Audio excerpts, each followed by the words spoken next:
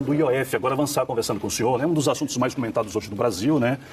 A questão do imposto sobre as operações financeiras. A AGU já disse ontem, inclusive, que vai recorrer, né, contra a derrubada do aumento anunciado já recorreu, já recorreu hoje, inclusive, né? Bom, essa derrubada partiu do Congresso. E é preciso lembrar que a votação na Câmara foi expressiva, tem os dados aqui, foram 383 votos contra 98. O texto foi confirmado pelo Senado.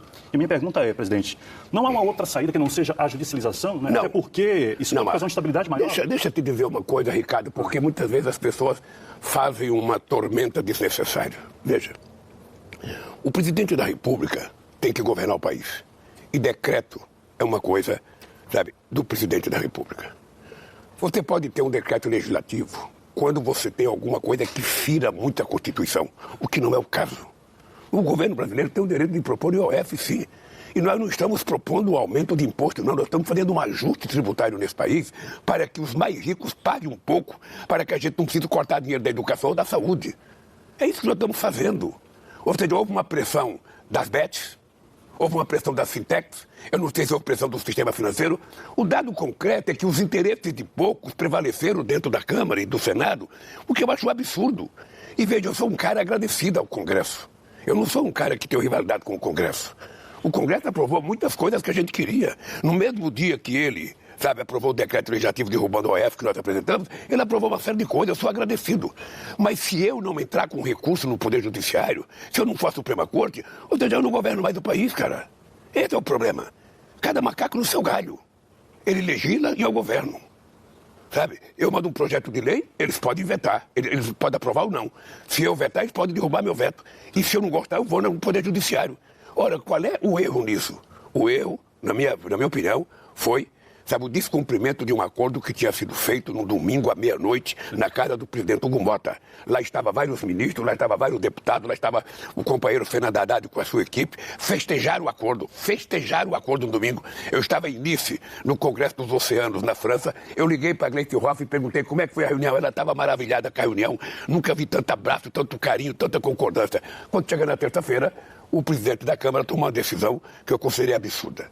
Agora, isso você pode perguntar, tem um rompimento com o Congresso? Não. Não tem. O presidente da República não rompe com o Congresso. O presidente da República reconhece o papel que o Congresso tem, ele tem os seus direitos e eu tenho os meus direitos. Nem eu me meto no direito deles, nem eles se metem no meu direito. E quando os dois não se entenderem, a justiça resolve. Agora, presidente, do ponto de vista técnico, ou seja, do ponto de vista do impacto do IOF, né, o entendimento é de que o aumento no imposto impactará tanto os mais ricos quanto os mais pobres, até porque ele tem incídio sobre operações gerais, o financiamento, o crédito, a inflação, ou seja, os Veja, como é mais que você pobres pode falar? Como é que você pode falar em corte de gasto, de despesa? Sabe, tentando mexer na educação. Você sabe qual foi a proposta que eu fiz? É que a gente poderia cortar 10% linear de todos os benefícios fiscais que nós damos no Brasil. Você sabe quanto que tem de isenção e desoneração nesse país? Você sabe quanto que se deixa de pagar imposto nesse país? 860 bilhões de reais. Olha, se você tirar 10% linear, o cara que tem vai ficar com 90%. Ele vai continuar rico. Vai continuar tendo benefício. E você não precisaria cortar dinheiro da educação ou da saúde. Ou seja, eles querem que eu corte benefício? Eles querem que eu não dê aumento do salário mínimo? Eles querem que eu corte o quê? Nós temos que cortar em quem tem gordura. Nós temos que fazer uma bariátrica em quem tem muita gordura, ou seja, tirar um pouco para que a gente possa atender as pessoas mais necessitadas. Foi isso que nós fizemos. Agora, teve festa de São João, todo mundo foi para a festa de São João, depois teve a festa lá de Goiás, de Parintins, todo mundo foi. Eu vou para a Argentina agora fazer receber a presidência do Mercosul, depois eu vou participar dos BRICS no Rio de Janeiro. Quando eu voltar, eu tranquilamente vou conversar com o Hugo, vou conversar com o Davi Alcolumbre, e vamos voltar à normalidade política desse país. O senhor pensa, presidente, se o governo pensa, de repente, rever a questão dos benefícios fiscais no Brasil? Veja, o problema do Brasil é o seguinte, eu quando fui presidente em 2010, eu fiz 47 bilhões de reais de desoneração.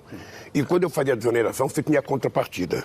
Você dava desoneração, o empresário tinha que assumir um compromisso. Ou ele dava estabilidade para os trabalhadores, ou ele contratava mais trabalhadores para justificar por que desoneração. A desoneração significa que ele vai deixar de pagar um aposto, vai ganhar mais dinheiro, e vai para que esse dinheiro? Só para ele, não. Tem que ter um benefício.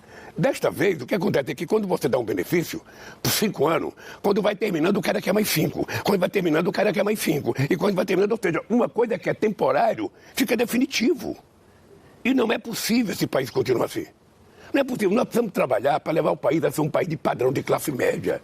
Nós não podemos ser um país que um dia o povo está bem, outro dia o povo está mal. Um dia o povo está bem, outro dia o povo está mal. Veja, nós tínhamos acabado com a fome nesse país em 2014. Quando eu voltei em 2023, tinha 33 milhões de pessoas passando fome. Tem justificativa isso? Então, meu caro, o que nós estamos fazendo, e eu vou dizer uma coisa para você, Ricardo, você é um estudioso, você é historiador, além de ser jornalista, eu queria dizer para você, o Brasil nunca viveu o momento histórico de inclusão social que está vivendo hoje. Nunca viveu o momento de inclusão social que está vivendo hoje. Eu digo sempre, teve 2 momentos históricos de inclusão social. Teve o Getúlio Vargas, que era ditador na época, e fez a consolidação da lei do trabalho, que tirou o trabalhador da semi-escravidão e deu jornada de trabalho para ele, tá? E o salário mínimo que foi feito pelo Getúlio Vargas, tá? Que naquele tempo não tinha salário para ninguém, pagava o que queria pagar. E no nosso governo, cara, no nosso governo, nós conseguimos tirar 54 milhões da miséria e colocar comida na mesa das pessoas. Você, Ricardo, um dia vai conhecer o que é a transposição do São Francisco. Você vai conhecer que é a maior obra hídrica do mundo, se não é a primeira, é a segunda. Para levar água para mais de 13 bilhões de pessoas, que Dom Pedro tentou fazer em 1846 e não deixaram. E que depois de 150 anos nós tomamos coragem e fizemos. E tem água. Você vai conhecer o que é o maior projeto hídrico do Brasil, levando água para quem via de manhã, sabe? Seu filho queria um copo d'água para beber e não tinha. Eu, com 7 anos de idade, Ricardo, eu ia num açude pegar água para beber, pegar pote de água. Eu sei o que é separar fezes de vaca, xixi de cabrito, tudo para você poder pegar um copo d'água e tomar. Então nós estamos levando decência ao povo brasileiro. Isso custa, é como universidade. Ricardo, é tão absurdo o negócio da universidade no Brasil que eu não consigo compreender por que tem que ser um torneiro mecânico que não tem diploma universitário que tem que fazer as coisas. Santo Domingo, que foi descoberto pelo navio do Cristóvão Colombo em 1492, teve a sua primeira universidade em 1532, Ricardo. 1532, Ricardo. E sabe quanto foi a primeira universidade brasileira? Em 1920. Presidente, deixa eu aproveitar já que o senhor traz essa questão da universidade para trazer uma pergunta aqui, que é a seguinte: 80% das universidades brasileiras, elas caíram num ranking global, né? Isso é um dado concreto. A UFBA, por exemplo, ficou com a pior posição dela desde o começo da medição. O principal fator apontado por especialistas, estudiosos, é a questão da queda em pesquisa, que teria puxado, portanto, esse percentual. Há planos para aumentar isso, presidente, do ponto de vista da pesquisa? E por que essa redução, presidente? Mas vamos dizer, a queda da pesquisa é por conta de redução de investimento. E a gente não pode discutir isso sem lembrar que esse país, em 2016, teve um golpe. E depois teve a loucura do presidente Bolsonaro, que praticamente não só destruiu as universidades, como não fez nada para a universidade brasileira, não fez nada para as bolsas, não fez nada para a cultura, não fez nada para a igualdade racial, não fez nada para os indígenas. Ou seja, as pessoas não podem se queixar sem lembrar o que aconteceu, o vendaval que aconteceu nesse país. Nós estamos retomando e não vai faltar dinheiro para a pesquisa, não vai faltar dinheiro para fazer novos laboratórios, não vai fazer dinheiro para os hospitais universitários. Aliás, é importante lembrar que domingo vai ter uma ação a nível nacional de todos os hospitais universitários fazendo cirurgia, sabe, no povo brasileiro, para tentar diminuir a quantidade da fila das pessoas que esperam. Todos os hospitais universitários do Brasil vão se dedicar ao domingo para fazer cirurgias no povo brasileiro. Certamente, aqui na Bahia vai ter. Hospital da UFBA.